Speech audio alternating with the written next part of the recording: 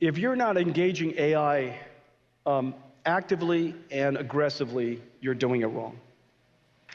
You're not going to lose your job to AI. You're going to lose your job to somebody who uses AI. Your company is not going to go out of business because of AI. Your company is going to go out of business because another company used AI. There's no question about that. And so you have to engage AI as quickly as possible. 이 영상은 수많은 사람들이 보았을 것입니다. 전 세계 사람들이 그의 말을 주목하는데요. 현재의 가치도 가치지만 미래 가치가 엄청난 기업 엔비디아의 CEO 젠슨 황인데요. 이 영상을 보고 AI 관련 업계 사람들은 그들의 언어로 해석하고 주식을 하는 사람들은 또 그들 나름대로의 논리로 생각할 것입니다. 저는 이 영상을 보고 앞으로 AI 반도체는 내가 죽을 때까지 점진적으로 아니 초창기 몇 년간은 폭발적으로 성장할 수밖에 없겠다라는 생각을 했는데요. 그럼 무엇이 폭발적으로 필요하게 될까를 생각해보니 전기와 반도체가 되겠다라는 생각이 들더라고요. 그럼 이제 반도체 공장이 들어오는 지역에 토지 투자를 한다면 나의 자산은 내가 잠을 자고 있어도 오르겠구나 라는 생각을 하니까 가슴이 벅차더라고요. 왜냐하면 저는 원삼과 배감에 토지 투자를 해놓았고 지금도 계속 매입을 하고 있고 현지인들에게 작업을 요청해 놓은 토지와 지주분들에게 직접 연락 온 토지를 이번 주에도 계약을 하기로 했기 때문입니다. 제가 이렇게 방송으로 대본도 없이 10분, 20분씩 이야기를 할 수 있으려면 그 지역에 빠삭하고 다양한 경험들이 있을 거잖아요. 점점 토지 매입 난이도가 높아지고 있는 원삼 배감맨 일대의 토지는 앞으로도 계속 상승 곡선을 그릴 수밖에 없다는 것을 확신하는데요. 자, 그럼 오늘은 용인 SK 하이닉스 인근의 투자 포인트 중에 어떤 것을 알려드리려고 하냐면 저번 시간에 이야기하지 못했던 용도 지역의 상향에 대한 부분과 도로 주변의 토지를 샀을 때 도로 확장은 당연히 필연적입니다. 지금 보시면 여기 이동 남사 반도체 클러스터 인근이나 용인 SK 하이닉스 인근에 토지 투자를 하려고 하시는 분들 굉장히 많은데 그 중에서도 많은 분들이 도로에 붙은 토지를 선호해요. 자, 그런데 이런 남사이동 반도체 클러스터도 그렇고 용인 SK 하이닉스 인근도 그렇고요. 2차선 도로변 주변은 앞으로 향후에 4차선 그리고 심지어 6차선까지도 확장되어야 될 수 있는 도로들이 있을 수밖에 없기 때문에 그런 확장이 예정되어져 있는 도로에 땅을 살 때는 주의해야 될 점들이 반드시 있습니다. 그거에 대한 것들 한번 얘기해 보고요. 그 다음에 두 번째로 많은 분들께서 이제 현지에 가면 여기는 땅이 없기 때문에 용도 지역이 상향될 거예요 라는 말을 굉장히 많이 들으실 거예요. 근데 과연 용도 지역의 상향에 대한 부분에 대해서 그렇게 쉽게 얘기할 수 있는 부분인지에 대한 거 그리고 용도 지역 상향은 쉽게 해줄 수 없기 때문에 성장관리 계획구역이라는 걸 지정했습니다. 물론 이런 반도체 공장 주변에 이걸 지정해 주려고 한 건 아니고요. 계획적으로 이제 계획관리 지역들 중에서도 그리고 땅이 부족한 곳 특히 이제 화성에서 이런 것들이 많이 일어나는데 용도 지역을 바꿔줄 정도의 시간과 절차를 거치기는 너무 오래 걸리니 계획관리 지역 중에서 일부 이제 주민들의 민원들이 많이 들어와요. 왜냐면 예전에는 공장과 주거시설이 혼재가 돼도 우리나라가 이제 과도기였을 때는 큰 문제가 되지 않았는데 이제 주거지역과 공장단지가 혼재가 되다 보면 여러 가지 다양한 소음과 매연에 대한 문제들 때문에 계획관리지역도 세분화를 해서 주거형, 산업형, 혼합형 해서 이렇게 할 수 있는 것을 지정하는 것들을 미리 만들었던 부분이 평택 삼성반도체와 이제 용인 SK 하이닉스에 적용이 되는데 그 부분에 대해서도 한번 이야기해 보도록 하겠습니다. 특히 처음에 얘기했던 도로에 수용되는 것들 같으면 수용보상가가 지금 이 지역의 지가를 못 따라갈 거예요. 그렇기 때문에 이런 토지 손실 가격을 어떻게 만회할 수 있을지에 대한 한번 저의 생각을 얘기해 볼게요. 지금 여기 보시는 곳은 용인시 처인구 원산면 SK 하이닉스 인근인데 이 지역들 이렇게 가만히 보면 어쨌든 도로가 정해져 있어요. 아래쪽으로 가는 중릉리 57번 도로 라인 그리고 굉장히 제가 중요한 도로라고 했던 이동남사 반도체 클러스터와 연결되는 이 318번 도로 라인 그리고 위쪽으로 이제 복의 원삼로 라인과 57번 도로 라인이 이 위쪽에서부터 이렇게 아래쪽으로 내려오죠. 그런데 보면 이 17번 국도 라인 같은 경우는 이미 4차선에서 6차선이기 때문에 이 도로 라인 중심으로는 또 고속화 도로이기 때문에 이 주변 라인으로는 복의 원삼로에서부터 양지 IC까지 올라가는 요 방향이 확장된다고 하지만 여기 같은 경우는 이미 있었던 도로고 이 양지도 분명히 발전할 수밖에 없습니다. 하지만 이미 있던 도로를 활용한다 라고 보시면 되고요. 그리고 이 서울 세종 고속도로 같은 경우는 없던 도로가 생기기 때문에 그리고 이게 반도체 공장이 들어오기 때문에 제가 봤을 때는 반도체 공장과 얼마나 가까운지가 핵심입니다. 왜냐하면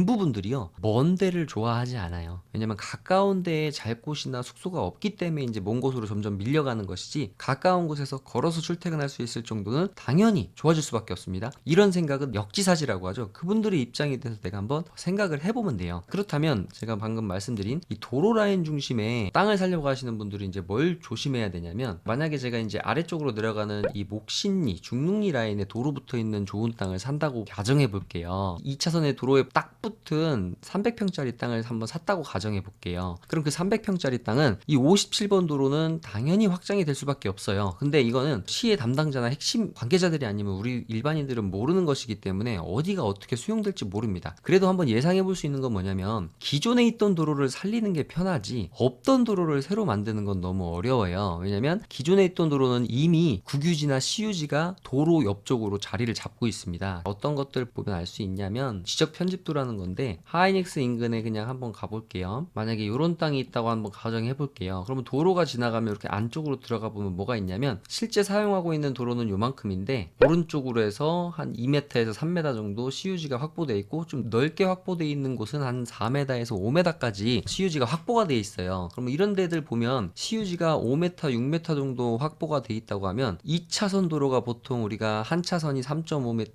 3.5m 해서 보통 7m고요. 보행자 도로까지 합하면 8m에서 10m 정도가 2차선인데, 2차선도 8m짜리와 10m짜리 이런 게 좀 다르긴 하지만 어쨌든 2차선 도로를 확보하려면 한 6m 정도 확보하면, 이런 시골길 같은 경우는 보행자 도로 없이 빡빡하게 만들어진 데들 보통 6m인데, 이런 시유지가 확보되어 있다는 것은 향후에 도로를 확장할 때도 굉장히 유리한 부분이에요. 그렇기 때문에 우리가 이렇게 봤을 때 도로를 확장한다고 해서 여러 가지 생각도 하고 상상도 해볼 수 있는데, 물론 이제 계획도로나 예정도로들이 있지만 이 57번 메인 줄기 라인이 이런 진흥구역을 뚫고 가도 저도 나쁘지 않을 거라고 생각해요. 왜냐면 진흥구역은 일단 토지 보상에 대한 문제, 조성 원가, 그 다음에 토지 보상이 아무래도 다른 토지들보다는 좀 적게 나갈 수밖에 없으니까요. 어쨌든 57번 도로 라인의 도로가 확장된다는 게 가장 유력하기 때문에, 이 도로 라인이 확장이 되면 어떻게 된다? 저번 시간에 얘기했던 접도구역도 확장이 되고요. 그 다음에 내가 쓸 수 있는 땅도 줄어들어요. 그렇기 때문에 어느 정도 사이즈가 있는 땅을 사야 된다라고 제가 말씀드렸던 부분이고요. 그 다음에 두 번째 같은 경우, 그래도 좀 큰 사이즈를 샀어. 이쪽에 막 물건들 나와 있는 걸 제가 다 알다 보니까, 여기는 이제 국유지거든요. 만약에 이 땅을 내가 산다고 봤을 때, 여기가 지금 2차선이지만 최소한 4차선으로 확장이 돼서 요만큼 토지가 이 정도 수용이 된다고 볼게요. 그러면 이쪽에 지금 목신리나 중릉리 이런 곳에 지금 계획관리 57번 도로에 이렇게 딱 붙어 있으면 평당가가 400에서 500만 원을 호가하는데요. 이제 중릉리 가까운 쪽은 비쌀 수도 있지만, 그럼 여기를 내가 만약에 400만 원 주고 사요. 그렇다면 도로 보상이 400 이상 나오기가 어려워요. 그렇다면 나는 요거 전체를 만약에 1000평으로 봤을 때 내가 도로에 대한 부분으로 500평이 수용이 돼 버려요. 그럼 나는 뭐냐면, 나머지 이 500평이 지가가 상승되고 도로가 확장됨으로 인해서 내가 여기서 수익을 볼 수 있는 부분에 대한 수익을 계산할 수 있어야 돼요. 그러니까 여기 앞에 400 주고 산 건 만약에 토지가 수용됐을 때 나는 이제 뭐다? 내가 산 금액보다 낮은 금액이 수용될 수 있다는 생각을 항상 하고 사셔야 됩니다. 그렇다면 여기서 내가 출구 전략은 뭐냐면, 내가 앞에 땅은 수용가가 같거나 낮게 나올 걸 예상하지만 이 뒤에 땅의 가치가 상승한다는 거를 봐야 되는 거예요. 그런 측면으로 봤을 때, 그러니까 너무 작은 땅을 사면 어떻게 된다? 수용으로 다 날아가게 되면 내가 쓸 수 있는 땅이 남지 않는다. 그런 측면에서 봤을 때 내가 토지를 살 때 이 57번 도로 라인에 매물도 많지 않지만, 매물이 나왔다고 하더라도 50억대, 60억대가 다 넘어갈 거예요. 작은 좋은 필지는 많지 않으니까요. 근데 작은 좋은 필지를 살 때 조심해야 될 건 도로로 들어가는 부분인 거고요. 그렇다면 이제 큰 땅을 사시는 분들은 뭐를 빨리 해놔야 되냐면, 2차선일 때는 허가사항을 받는데 큰 무리나 어려움이 없습니다. 그런데 도로가 확장이 돼서 4차선이 되잖아요. 여러분들은 수용된 것도 아까운데 이제 뭐에 난관에 부딪히냐면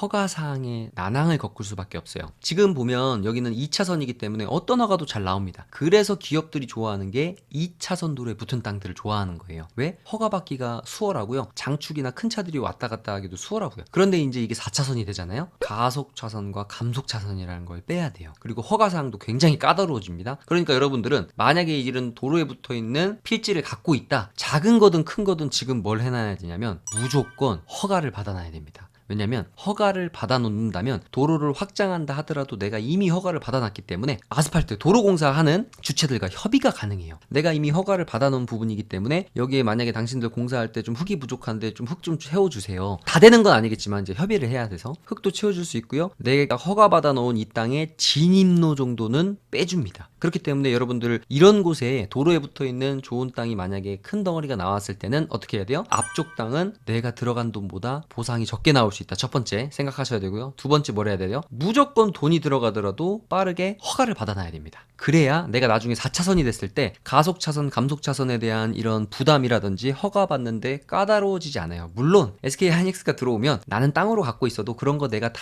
하고 감안할 테니 제가 살게요 라는 사람들이 들어올 수는 있지만 이런적인 측면으로 또 생각해보죠. 내가 큰 돈을 갖고 있으면 가까운 곳으로 가서 건축해서 임대를 놓으면 집가도 상승하고 토지값과 건축으로도 돈을 벌 수 있어요. 그런데 우리가 소액이신 분들은 어떻게 해야 되냐면 약간 사이드로 갈 수밖에 없어요. 돈이 많이 적게 있으면 안성, 잠깐 얘기해보면 안성 같은 경우도 제가 봤을 때 지금 가로도로인 평택 제천간 고속도로와 세로도로인 서울 세종 고속도로가 만나는 이 마둔제이시 위쪽으로는 안성도 살만한 땅이 많지 않아요. 왜냐면 호재와 이슈 그리고 IC의 파급 효과와 반도체 공장이 주변에 들어온다는 호재가 벌써 2, 3년 전에 노출됐기 때문에 많은 분들이 이미 이 위쪽은 선점했다고 볼 수 있어요. 가격대가 적지 않습니다. 하지만 그래도 어디에 기회가 있냐면 아래쪽인 서운 입장 IC 인근에는 아직 저는 기회가 있다고 보고요. 그런적인 측면으로 봤을 때 이 위쪽은 기업들이 들어오기로 벌써 예정이 돼 있고 하이닉스의 영향권, 이동남사의 영향권인 곳이 많지만 아래쪽인 서운 입장 IC는 광활한 농업진흥구역이 저는 5년, 10년 안에 반드시 개발될 수밖에 없다. 이 위쪽에 SK 하이닉스, 남사이동 반도체 클러스터, 평택 삼성반도체 관련된 반도체 기업들은 이 고속도로와 도로가 잘 돼 있는 안성, 그 중에서도 가까우면 좋겠지만 그쪽은 벌써 이미 가격대가 올랐기 때문에 아래쪽인 서운 입장 IC 인근에 분명히 대규모의 산단이 또 들어올 수밖에 없다라고 저는 예상을 하는데요. 어쨌든 다시 위쪽으로 돌아가서 제가 아까 말씀드렸던 그 두 가지 부분이 굉장히 중요합니다. 그리고 두 번째, 이제 용도 지역의 상향에 대한 부분에 대해서 잠깐 얘기를 해보면 한번 이쪽 가자리라는 곳을 한번 볼게요. 이쪽은 용인 SK 하이닉스 바로 위쪽에 가자리인데요. 참 아름다운 색깔입니다. 우리가 토지 투자하시는 분들 어떤 색깔 좋아해야 돼요? 살색, 노란색, 빨간색 이거 좋아해야 되는데 이제 원형지 토지하시는 우리 같은 사람은 원래 주거지역이나 상업지역은 원래 보지도 않죠. 근데 또 원삼과 대감은 또 다른 차원의 얘기긴 합니다. 어쨌든 이렇게 보면 이 가자리에 살색 계획관리 땅이 많은데 참 아쉬운 부분이 있어요. 그게 뭐냐면 도로가 약하다는 거예요. 왜냐면 대감면 주변은 다 뭐냐면 도로 붙어 있는 땅이 많지가 않아요.